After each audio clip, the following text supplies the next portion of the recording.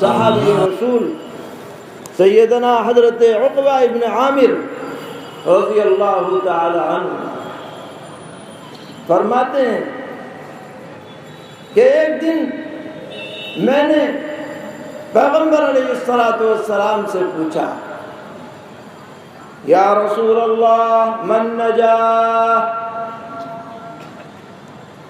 اے اللہ کے رسول نجات کیسے ملے گی؟ بہت بہترین سوال کیا۔ اللہ تعالیٰ پوری امت کی طرف سے انہیں جزائے خیر عطا فرمائے۔ ہر مومن کے دل کی آواز ہونی چاہیے، نجات کیسے ملے؟ کیونکہ جسے نجات ملے گی وہی تو کامیاب ہوگا۔ نجات کیسے ملے؟ اور اس کا سب سے سچا اور صحیح جواب ظاہر ہے کہ پیغمبر علیہ السلام ہی دے سکتے۔ پوچھا گیا، یا رسول اللہ من نجاہ، اے اللہ کے رسول نجات کیسے ملے گی؟ پیغمبر علیہ السلام نے فرمایا، 3 باتیں اختیار کر لو، نجات مل جائے گی۔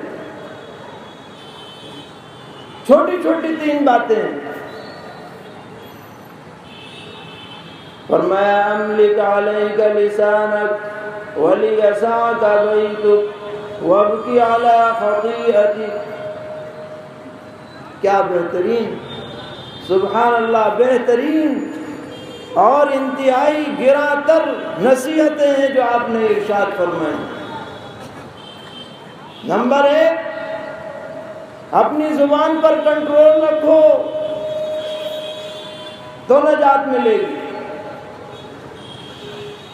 نمبر 2، اپنی مصروفیات اپنے گھر تک محدود رکھو تو نجات ملے گی۔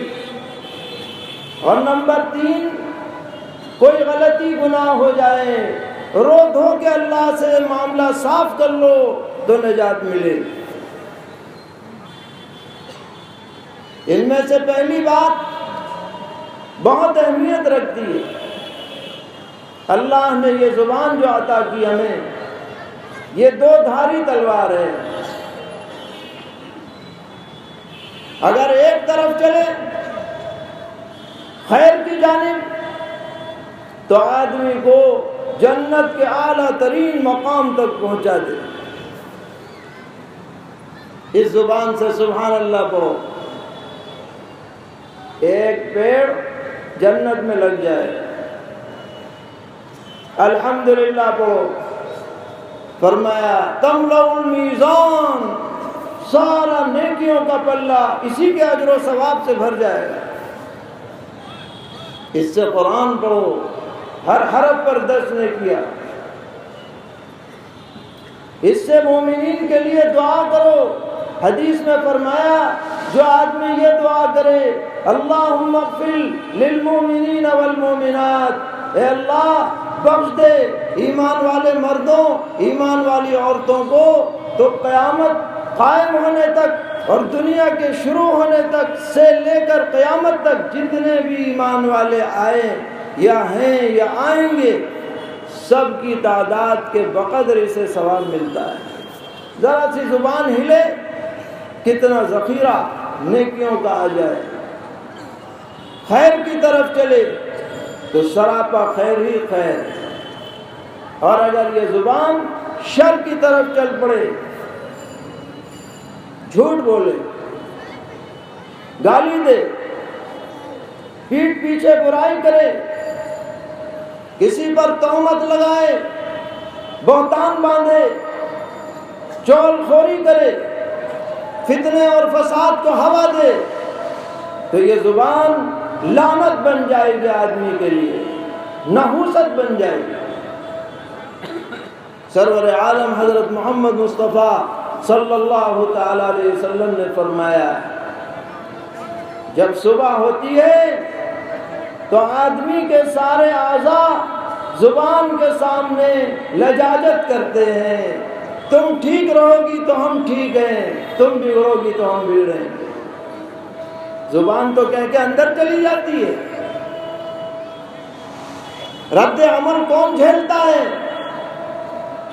ہاتھ جھیلے گا، پیر جھیلے گا، پیٹھ جھیلے گی، بدن جھیلے گا، اور اس کی وجہ سے کتنے فتنے رونما ہوتے ہیں۔ اس لیے نبی اکرم علیہ الصلوۃ والسلام نے فرمایا املک علیک لسانک، اور خاص طور پر فتنوں کے زمانے میں پیغمبر علیہ السلام فرما رہے ہیں کہ فتنوں کے زمانے میں اللسان احد من السیف، یہ زبان تلوار سے زیادہ دھار کا کام کرتی ہے، فتنوں کے بڑھانے میں، آگ لگانے میں، اور لوگوں کے درمیان انتشار برپا کرنے میں زبان کی بے احتیاطی کا بڑا دخل ہے۔ آج اگر ہم نجات چاہتے ہیں تو پیغمبر علیہ الصلوۃ والسلام کی اس ہدایت پر عمل کرنا پڑے گا، اس کے بغیر نجات نہیں مل سکتی۔ اور آج کا دور تو ایڈوانس دور ہو گیا ہے۔ آج آدمی اگر اپنے گھر بیٹھ کر کے بھی کوئی بات کر رہا ہے تو یہ نہ سمجھے کسی کو پتہ نہیں چل رہا، کسی سے ٹیلی فون پر بات کر رہا ہے تو یہ نہ سمجھے کہ اسی تک یہ بات محدود ہے۔ آج ایسے فتین لوگ پیدا ہو چکے جو ذاتی باتوں کو ٹیپ کر کے چلاتے ہیں اور اس کو اپنی ہوشیاری سمجھتے ہیں۔ ہمارے بہت ہی مشفق ترین اساتذہ میں تھے حضرت الاستاذ حضرت مولانا ریاست علی صاحب بجنوری رحمۃ اللہ علیہ، دارالعلوم دیوبند کے اکابر اساتذہ میں۔ وہ فرمایا کرتے تھے کہ میں حدیث پڑھتا تھا، نبی اکرم علیہ الصلوۃ والسلام کے خواب کا واقعہ کہ آپ نے دیکھا کہ ایک آدمی کے کلے چیرے جا رہے ہیں اور وہ چیخ پکار مچا رہا ہے، پھر دوسرا کلہ چیرا جا رہا ہے۔ تو مجھے اس حدیث کو پڑھ کر اس میں یہ جملہ ہے کہ یہ آدمی جھوٹ بولتا تھا تبلغ الآفاق، کہ وہ جھوٹ ساری دنیا میں پھیل جاتا تھا۔ تو مجھے عجیب کھٹک ہوتی تھی کہ یہ کیا بات ارشاد فرمائی پیغمبر علیہ السلام، تبلغ الآفاق۔ فرمانے لگے جب سے یہ موبائل آ گیا اور واٹس ایپ آ گیا تو اب اس حدیث کی صداقت پتہ چلی کہ آدمی کچھ بھی چلا دیتا ہے اور سارے عالم میں ایک سیکنڈ کے اندر پھیل جاتی ہے اور پتہ چلا ہے کچھ نہیں۔ تو سارے انتشار کی بنیاد یہ ہے، اور بڑے بڑے اپنے کو دیندار کہلانے والے لوگ اس بددینی کے اندر مبتلا ہیں۔ پیغمبر علیہ السلام فرما رہے ہیں نجات اگر چاہیے املک علیک لسانک، اپنی زبان کنٹرول میں رکھو، قابو میں رکھو، ایسی بات مت نکالو کہ کل لینے کے دینے پڑ جائے، مصیبت آ جائے، حسرت اور افسوس اور ندامت کا سامنا کرنا پڑے، ایسی باتوں سے بچو۔ مومن کا دل بھی صاف ہونا چاہیے، مومن کی زبان بھی صاف ہونی چاہیے۔ اور دوسری بات آپ نے فرمائی وَلِيَسْعَكَ بَيْتُكَ، تمہارے لیے تمہارا گھر کافی ہو۔ اس کی تشریح کرتے ہوئے حضرات علماء نے فرمایا کہ آدمی ادھر ادھر کی مجالس میں زیادہ نہ بیٹھا کرے، اپنے کام سے کام رکھے۔ کیونکہ جب مجالس میں بیٹھے گا تو کچھ نہ کچھ گڑبڑ میں مبتلا ہو ہی جائے گا. غلط مجلس میں بیٹھنے کی وجہ سے اس کے دل پر اس کا اثر پڑے گا.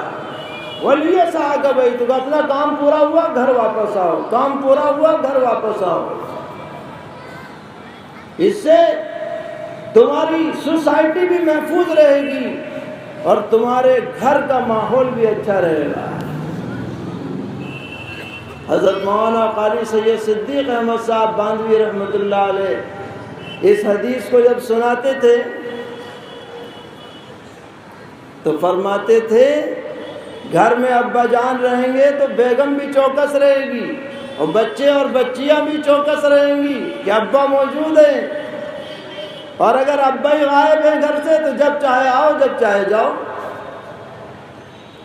اس لیے آج جو یہ ماحول بن گیا، گھر سے نکل کے ہوٹلوں پہ بیٹھے ہیں، چوپالوں پہ بیٹھے ہیں، رات کے 12 بج گئے، 1 بج گئے، بچے کہاں جا رہے ہیں، بچیاں کہاں جا رہی ہیں، کچھ پتہ نہیں.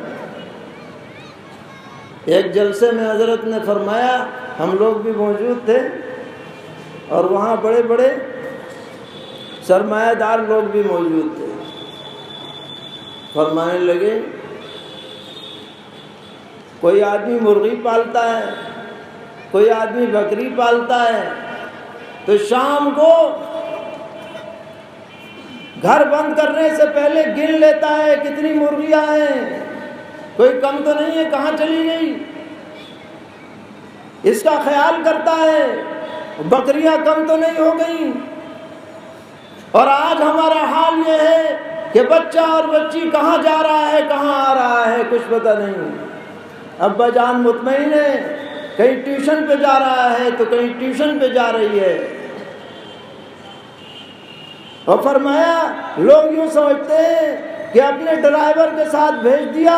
فرمایا ڈرائیور کوئی فرشتہ ہے کہ اس کے ساتھ بھیج دیا تو کوئی فتنہ نہ ہو. جن باتوں کو آج ہلکا سمجھا جا رہا ہے یہی باتیں بڑے فتنے کا سبب بنتی ہیں. ایک جملے کے اندر حضور نے فرمایا وَلْيَسْعَكَ بَيْتُكَ، اور اس کی اگر اور آگے تشریح کی جائے تو ذرا غور سے ملاحظہ فرمائیں. ایک ہمارا گھر وہ ہے جس میں ہم رہتے ہیں، یہ کمرہ ہے، یہ کچن ہے، یہ ڈرائنگ روم ہے، فلاں ہے، اس میں ہم بیٹھے ہیں، صحیح ہے. لیکن اگر اسی گھر میں بیٹھ کر ٹیلی ویژن چل رہا ہے، پکچر چل رہی ہے، فلم چل رہی ہے، یا موبائل پر یہ چیزیں دیکھی جا رہی ہیں، تو آپ اس وقت گھر میں نہیں ہیں بلکہ وہی ہیں جہاں یہ پروگرام چل رہا ہے. یہ وَلْيَسْعَ بَيْتُكَ کے خلاف ہے یہ بات، کیونکہ مقصد تو غلط سوسائٹی سے بچانا ہے اس جملے کا مطلب. اور یہ کام کرو گے تو حضور کے اس ارشاد کی خلاف ورزی ہو جائے گی اور ایسا آدمی کبھی نجات نہیں پا سکتا. وَلْيَسْعَكَ بَيْتُكَ یہ جوامع الکلم میں سے ہے، ایک چھوٹا سا جملہ لیکن اتنی بڑی رہنمائی ہے کہ جو اس پہ عمل کر لے گا انشاءاللہ نجات پا جائے گا. اور آخر میں فرمایا وَابْكِ عَلَىٰ خَطِيئَتِي، غلطی ہو جائے فوراً رو دھو کے معاف کرا لو. یہ کیسے ہوگا؟ تو سرور عالم حضرت محمد مصطفیٰ صلی اللہ تعالی علیہ وسلم نے فرمایا الندم توبۃ، غلطی پر ندامت ہو جائے، سر جھک جائے، آنکھیں تر ہو جائیں، دل بے چین ہو جائے، اللہ کے دربار میں گریہ و زاری شروع ہو جائے، اللہ تعالی بڑے سے بڑے گنہگار کو بھی معاف فرما دیتے ہیں. تم ندامت کا اظہار کرو، اللہ تعالیٰ تمہاری توبہ قبول فرمائے. علماء نے لکھا 4 باتیں سچی توبہ کے لیے ضروری ہیں. نمبر 1 ندامت، نمبر 2 گناہ کو چھوڑ دینا، نمبر 3 آئندہ کبھی نہ کرنے کا عزم اور ارادہ کرنا، اور نمبر 4 اگر اس گناہ کا تعلق کسی بندے سے ہو، جان مال عزت تینوں میں سے کسی اعتبار سے اس کی معافی کراؤ یا اس کا حق ادا کرو، تب یہ توبہ مانی جائے گی۔ اگر یہ شرائط نہ ہو تو محض رونا بھی کارآمد نہیں ہے۔ وابکی علی خطیئتک کا مطلب سچی توبہ کرو، صاف دامن لے کر کے دنیا سے جاؤ، نہ حقوق اللہ ہو سر پر نہ حقوق العباد ہوں۔ جب یہ 3 کام پائے جائیں گے تو نجات ملے گی۔ یہ ہے سیرت طیبہ کی تعلیم۔ زبان قابو میں رکھو، غلط ماحول سے بچو، گھر کے اوپر اپنا کنٹرول رکھو، تربیت کرو گھر والوں کی، ان کی باتوں پہ نظر رکھو، غلطی سے بچو۔ غلطی اگر ہو جائے رو دھو کے معافی تلافی کر لو۔ اللہ تعالی ہم سب کو دارین کی نجات سے سرفراز فرمائے، ہر قسم کی غلطی سے ہم سب کی حفاظت فرمائے، دین پر استقامت عطا فرمائے، دین پر زندگی دین ہی پر موت عطا فرمائے۔ وآخر دعوانا الحمد للہ رب العالمین۔